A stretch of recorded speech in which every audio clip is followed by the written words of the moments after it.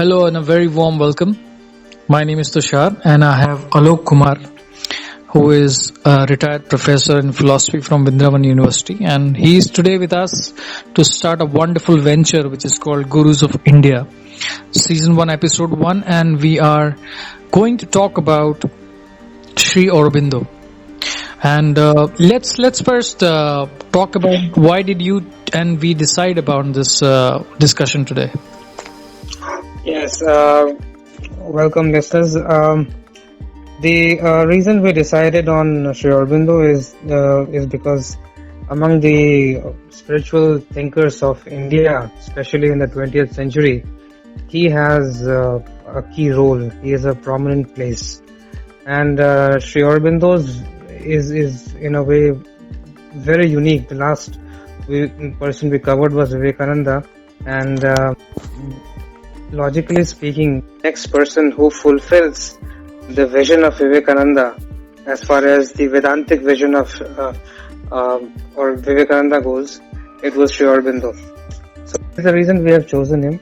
And even in basically whenever we think about spiritual thinkers of India, the three key thinkers that especially come to our mind are Vivekananda, Aurobindo, and Gandhi.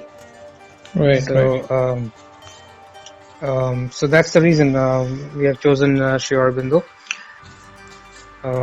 Perfect. So let's get started by a few discussion points that we're already aware of. I'm sure our listeners is also aware of the fact that he was one of the great Indian philosophers, a guru, a poet, a nationalist. He joined the Indian movement for independence during the time of the British rule.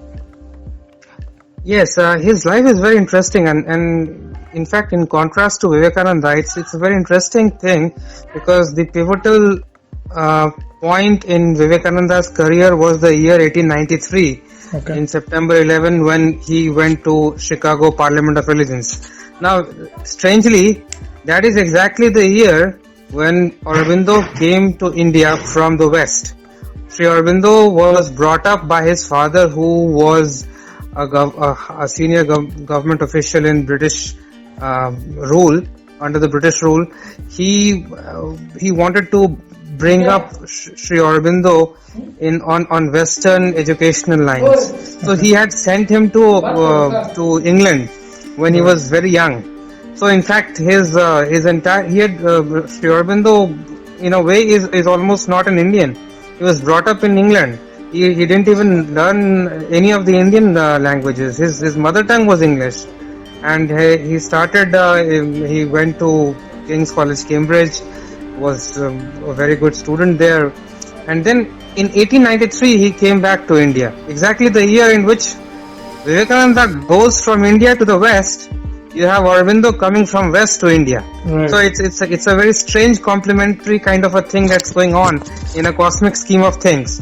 But what is also very strange is sorry to interrupt you, but why would you say that it's very interesting? I mean, people travel to West, people come back from West, people have their own goals set in their mind. So you're telling me that he was born and brought up in the UK, England itself, right? And that's how he completed his education and returned to India. Right. So he must have had any vision about how he will begin his journey, or can you enlighten us upon it? Yeah, what I'm trying to say is why it is complementary is because you see it's a kind of a meeting of an Eastern mind and a Western mind. It's because when Vivekananda went to the West, right? Vivekananda had realized the ancient Vedantic teachings in his own self. Right. And he was fully conscious that his mission was to spread those ideas to the Western world. Right. On the other hand, Sri Aurobindo had almost zero interest in Indian philosophy when he came here. But he was absolutely a brilliant mind in terms of classical Western philosophy, which is Greek philosophy, Roman literature, Greek literature. So what I'm trying to say is, here is a person who is the epitome of the Western consciousness. Right. Right? And he comes to India. So it's almost a Western mind. Absolutely. Now I understand what you're trying to say. You were trying to say Exactly. basically he was in Mother Nature was balancing out the equation Yeah, of exactly. the It's in the right. cosmic scheme of things that you see Eastern consciousness meeting Western consciousness, and Western consciousness taking up Eastern wisdom. Absolutely, absolutely enlightening discussion. I would like to talk more about this, but first, you can talk about the points that you were wanting to discuss. Early life, basically in England, and return to India. So, how did he get himself into politics? Because I remember that's how he, he was an extremist. Yeah, go on. It's a very strange thing. People generally don't know much about how Sri Aurobindo shaped Indian freedom movement, but he was the actual pioneer who was the first among Indian nationalists to say that India needs to be completely free. Till then, the freedom movement, the so-called freedom movement in India was based upon the fact that the Britishers would give us more rights. Like, I mean, they weren't really interested in getting free, but they wanted more kind of powers under the British rule. But it was Sri Aurobindo, very young. I mean, it's very strange. He was hardly 20 years old when he started speaking out that India needs to be free. I mean, there's no such thing as self-government under a colonial power. India has a mission to fulfill, and this is where the consciousness comes in. Because I was reading one of his articles. I mean, and again, this is also very interesting. This article was published in June 1893, exactly the same year when he came to India. Right? He was 21 years old then. Right.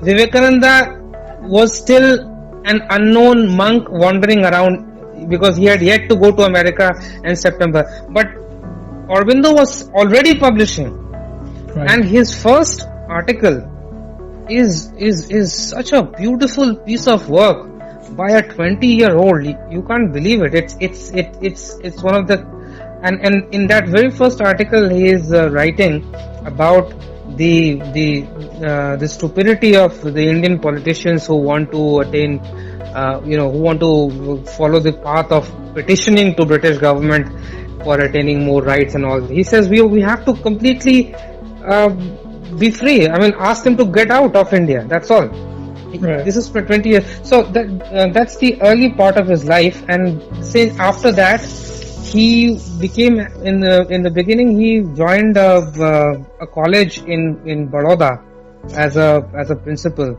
So he was still writing, but he was not part of the Indian national movement as such. All right. That actually happened when he left the job in Baroda and came to Calcutta as an editor of a newspaper called Bande Matram, which was started by Bipin Pal, and that is when he started writing his nationalistic writings. Okay. So, in fact, we discussed about the year 1893. That reminds me of a very interesting event that I heard from one of my friends who mentioned the fact that Vivekananda was one apparition, you can say, a ghostly figure who visited Aurobindo in Alipur jail. Yes, probably you can talk about this very interesting incident you're talking about. That happened exactly after he entered nationalistic politics in the year 1905, and then very soon he became one of the most radical revolutionaries in Indian scene, and the Britishers were scared of him, so they got him implicated falsely in a Alipur bomb case, and he was arrested in 1908, and he went to a Alipur jail. In that jail, he was visited by the incident you're referring to. In that jail, he because he had a lot of time, he was very interested in Indian spirituality, so he was doing some sadhana in the jail, and it was in the course of that sadhana that he was visited by the spirit of Swami Vivekananda, who helped him, further his progress in terms of spiritual realization. And it was in jail that Sri Aurobindo says that he achieved the cosmic consciousness, where the entire universe around was visible to him as an emanation of the ultimate reality of Vasudeva. He says Vasudeva Sarvamiti. That vision he had. In fact, he has written a wonderful book in Bengali. This is very strange. He didn't know Bengali, even though it was his mother tongue. He relearned Bengali when he came to India, because his mother tongue was English. Right. And then he wrote a book called Kara Kahini, which is Tales of a Prison Life. Okay, and in that book he mentions this fact about the vision he had of the jailer being Lord Krishna, of the jail being Lord Krishna, of the floor being Lord Krishna. Everything everyone around he viewed as Krishna. So he attained the highest realizations while in the jail, and then when he came out, he realized that his mission was far more on the spiritual side than in the political side, and also his spiritual awakening had convinced him that India's political freedom is inevitable, is bound to happen, and he was so sure of it that when India actually ultimately received independence on August 15th, Sri Aurobindo gave a message that it is not a coincidence that my birthday is also August 15th, because it's on his birthday that India achieved freedom. Right. And he says that because it's not a coincidence. I knew it, and it has something to do with his sadhana. So so that I think I have gone towards covered a lot of his, but his role in the Indian freedom movement was. But in 1910 he left for Pondicherry. Okay, right. He went to Pondicherry, and then he absolutely cut himself off from all political movements. Till then, he was the central figure in Indian national movement. I mean, everybody in India looked up to him. He was the part of the one faction of Congress that demanded total freedom. Right. The so-called extremists. There was the other part which was called the moderates, who were more interested in simply getting more concessions from the British government. So approximately 4 years that he spent in seclusion and practiced yoga himself, and then he started his philosophical magazine called Arya, approximately 64-page magazine that used to get published monthly. And yes, that magazine is actually the greatest. I mean, all his works that have come later on were first kind of serialized in that magazine, the Arya, which he started in the year, I forget which year it was, but I think it was 1911 or I don't know, 1914.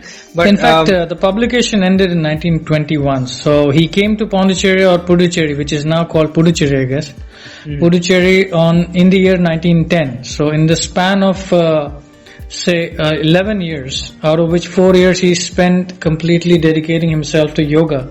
And I sense that in the year around 1914 he must have started the magazine. Yes. I think it was around that time period that he started this magazine, Arya. And, so I'm just a little curious to understand. You mentioned the fact, in fact more than once you have mentioned the fact that his works, his writings, there is something strange or peculiar. There's something more about it. So would you like to let us know what's the difference that you found in terms of other writers or spiritual masters as compared to... comparison is the wrong word, I would say myself, admittedly, honestly, but I would just like to understand what is your perception about his works. You're right. There's something extremely different about Sri Aurobindo's work, and the basic reason is because he was a master of the English language, in a manner that nobody else before him or after him has put spiritual ideas in the English language in such a manner. And this is very important because you see the language in which spirituality has been expressed in Hinduism is Sanskrit. Right. And there is a belief that that Sanskrit is the perfect vehicle for expression of spiritual thought, and that is why you have the idea of mantra and slokas and all. There is a particular vibration that is there in the very nature of the Sanskrit language.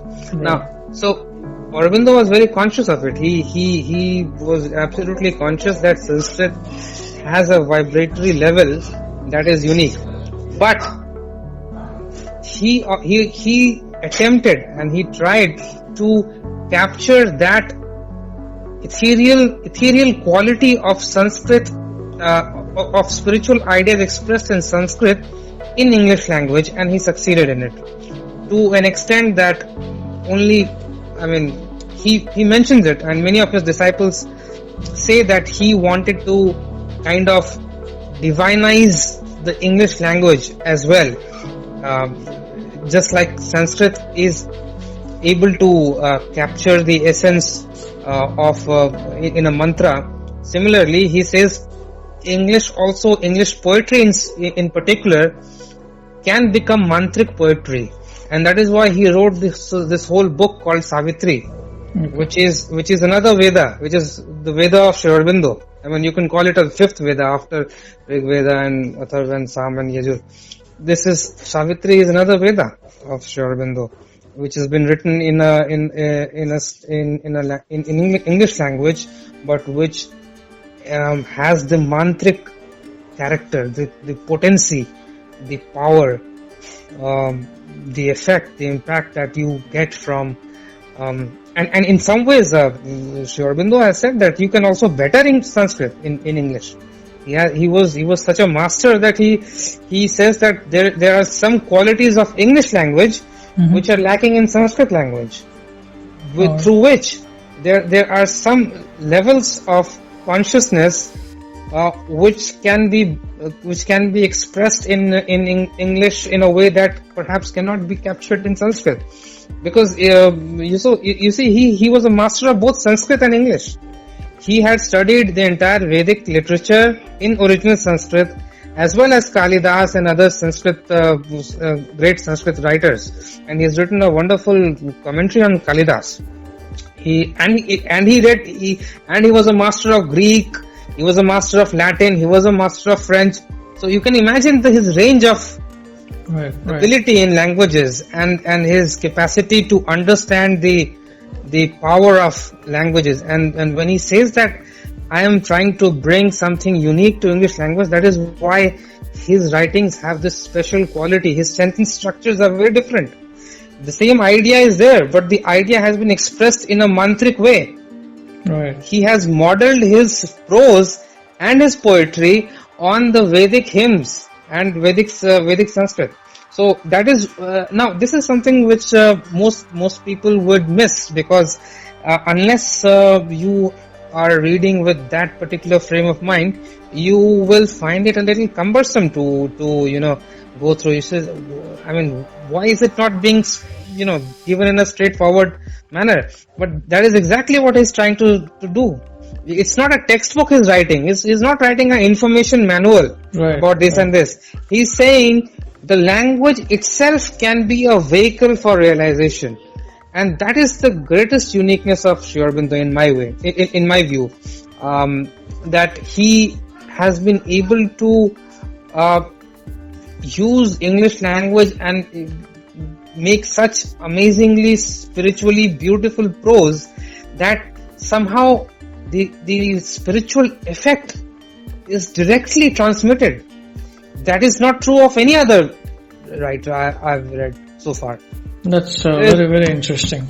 There is a straight, it's almost a meditative quality that suddenly you get into. The moment you're reading his prose, you will find that it is grabbing you somehow, your consciousness, into a meditative mold. It's molding you. It's not like reading a newspaper. I mean, most of the spiritual authors are just trying to put words, put ideas. I mean, they have the realization, but they haven't thought of making it an art of of writing their spiritual work.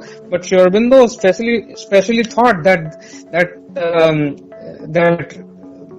literature itself is sadhana, and Right. that is what you find in his works, the most unique part of his work. So, a few books that I would just like to name them for you. Probably you can let us know the overall gist of how and what was your experience when you read them. If you have read The Synthesis of Yoga, The Life Divine, and Savitri, which you already mentioned. Anything you would like to talk about? Yes, all these works were firstly serialized in that magazine Arya. First of all, Okay. his most important work is Life Divine Okay. in prose, and in poetry it's Savitri. Now, Life Divine gives his entire philosophy and his spiritual vision in 1,000 pages. It's 2 volumes, and these are very thick volumes. But you don't be. I mean, my recommendation would be, don't be frightened off by the volume of the work, because if you try to read it, तुम्हारा आवाज cut रहा है. once you start once you start reading it, there is a flow in the language itself that will carry you over and carry you forward, and you will not even realize when you have finished half the book. So Life Divine is about his vision of evolution of spirit from matter, and there's something very different about Aurobindo's idea, because he was perhaps the only Indian thinker who was actually adding something to the ancient Indian Vedantic thought. Vivekananda had only interpreted it. Vivekananda was only trying to kind of explain it in a new light. But Aurobindo said that this is not the final thing, what the Upanishads were saying. Aurobindo said that there are things to be added. Upanishads and the Vedic literature itself is incomplete.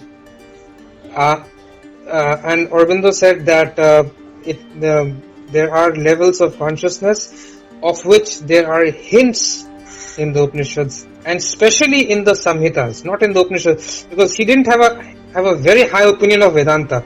He had a much higher opinion of the Brahmanas, the earlier part of the Vedas. Upanishads and Vedanta, which is Upanishads, come towards the later part of Vedas.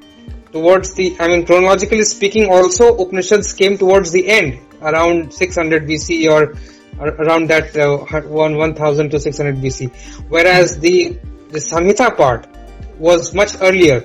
Now, the Samhita part had been dismissed earlier by Indian scholars and most of the scholars, because it appeared as if it was all about asking for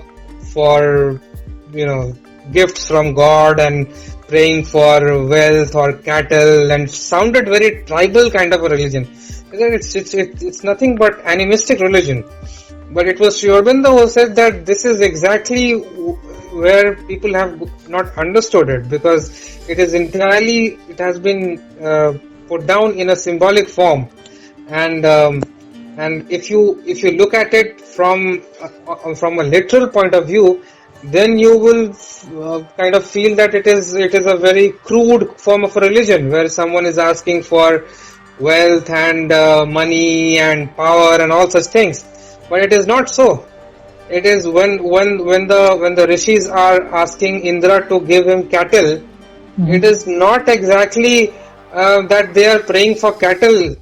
That is where Sri Aurobindo says that look at the Sanskrit. The Sanskrit, each word dhatu in Sanskrit has 2 meanings. Okay. And it was so cryptically captured in those mantras that one part of it can sound very ordinary, but if you go inside, the go, which means cow, which means cattle, it also means a ray of light.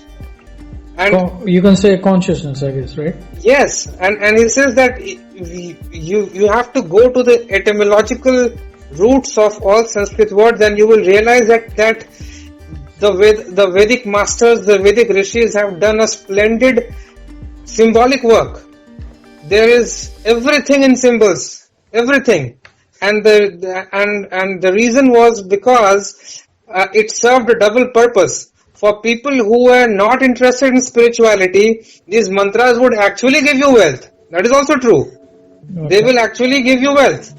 But the point is, a spiritually enlightened person or a person who is aspiring for spiritual knowledge will actually go to the root of that mantra and will get spiritual benefit out of it, because in fact what they're asking symbolically are spiritual powers and spiritual faculties to be awakened. So that is the unique re-understanding of Vedas, because the traditional wisdom which thought that Vedas, especially the earlier part of Vedas, was extremely crude, Sri Aurobindo completely turned it upside down by saying that it is the other part, the later part, the Vedantic part, which was a come down, because the Vedantic part is a compromise. It says that perhaps people are misunderstanding it. Let's dispense with symbols. Let's put it straight away. And that is what they have done. But then it is a come down. The actual height was in the Samhitas. Only if it is read and interpreted in the right symbolic manner. Okay. And that is why even Sri Aurobindo's book, the Savitri, is in a symbolic form, because and the subtext of the book is Savitri, a symbol and a legend. It's a strange book because there's a legend of Savitri and Satyavan in Mahabharata, where Savitri is a woman who goes to who marries a husband called Satyavan, who was destined to die. Okay. And Savitri was born out of a rishi, and the rishi told his daughter Savitri that, who are you going to marry? This person is going to be died. I know it's been written, it's in this destined that he will die. And Savitri says that I will not allow it to happen. I will snatch immortality for him. And that is what she does. When Yama comes to take him, she follows Yama and she compels him to grant him immortality. Now, this whole thing is a legend, but it's again it's there in Mahabharata, this legend. But now go to the roots, go to the names. Savitri is sun. Okay. Satyavan is truth. Immortality is death, is the conquest of death. She was born of Ashwapati. It's a very strange thing. Then Sri Aurobindo interprets it in a symbolic manner. It says Ashwapati. Savitri is the sun, is the power of sun that is there, which inhabits all existence. That is why sun, which is another form of Agni, is called Jata Vedas in the Vedas. Jata Vedas. The one who knows all. Agni knows all. I mean, it's a very strange kind of a comparison, but I won't go into the entire details of it. What I'm saying is that Sri Aurobindo attempts another kind of Samhita kind of a work in Savitri, because it is again a legend and a symbol. It's a poetry where each character symbolizes some human power. Very interesting. So, and Sri Aurobindo's philosophy in particular is very different from others. As I said, he kind of fulfills the Vedic lineage. The others who had come prior to him were yet struggling to understand it, maybe realize some of those truths. But Sri Aurobindo went way beyond it. He says it needs to be extended. And that is why I'm saying his works are, a fifth Veda. Right. So, my whole idea about Sri Aurobindo is that he was in the Indian religious tradition. He has an absolutely a unique position, because, as I said, he is perhaps the only person who can be called Rishi in the Vedic tradition. That is why he was also called Maharshi Aurobindo. Sri Aurobindo, he used to write himself his own name as Sri Aurobindo. But